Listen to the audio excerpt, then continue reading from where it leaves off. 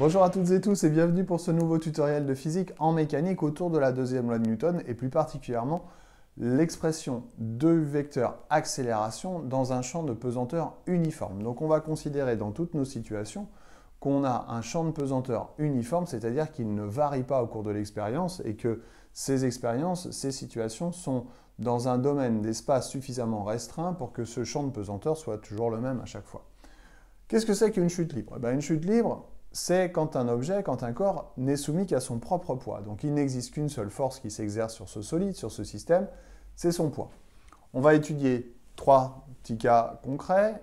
Le premier cas avec un lâcher sans vitesse initiale, d'accord, je prends un objet et je le lâche, il subit son poids, donc il tombe selon un mouvement rectiligne accéléré. Et puis deux lancers avec vitesse initiale, lancer vers le haut, vers l'avant, un lancer de projectile par exemple. Et puis là aussi, un mouvement parabolique avec quelqu'un qui court par exemple le long d'une falaise pour pouvoir plonger dans la mer. Donc un cas sans vitesse initiale et deux cas avec vitesse initiale. Pour trouver les coordonnées du vecteur accélération, on part toujours du même point de départ, qui est la deuxième loi de Newton. Donc je l'écris, deuxième loi de Newton égale somme des forces extérieures qui s'appliquent au solide est égale au produit de la masse du système multiplié par le vecteur accélération. Puisqu'on est en chute libre, la seule force qui s'exerce sur ce solide, c'est le poids. Donc P égale M1. Et puis comme P est égal à M fois G, je vais remplacer et ça me donne Mg égale M1. Attention de bien rester en expression vectorielle. On voit donc ici apparaître le vecteur champ de pesanteur. Je simplifie par la masse et on obtient donc A égale G, une expression vectorielle qui est toujours vérifiée et qui est toujours utilisable dans le cas d'une chute libre. Si maintenant je veux trouver les coordonnées de ce vecteur A, selon les trois situations qui sont proposées ici. Dans la première situation, la chute est verticale. Si la chute est verticale, cette chute ne se fait qu'à une dimension selon l'axe Y. Donc l'accélération va avoir comme coordonnées selon x 0, encore une fois parce que la chute est verticale. Selon y, la coordonnée de l'accélération va être égale à moins g. Pourquoi moins? Parce que le champ de pesanteur est dans le sens opposé au sens choisi, qui est vertical ascendant, vers le haut.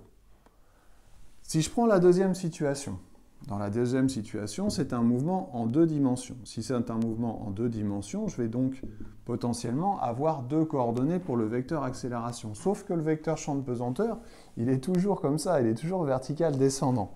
Donc, l'accélération selon x va encore être égale à 0. L'accélération selon y, une fois encore, comme le sens choisi est vertical vers le haut, le vecteur accélération et la composante verticale de l'accélération va encore une fois être égale à moins g. Et dans un troisième cas, donc un plongeur qui court et puis qui saute dans la mer, on va donc avoir une fois encore une coordonnée selon l'axe x qui va être nulle car le vecteur champ de pesanteur est uniforme, et une composante selon y qui est égale cette fois à plus g. Pourquoi? Parce que le repère et l'axe choisi selon y est un axe descendant.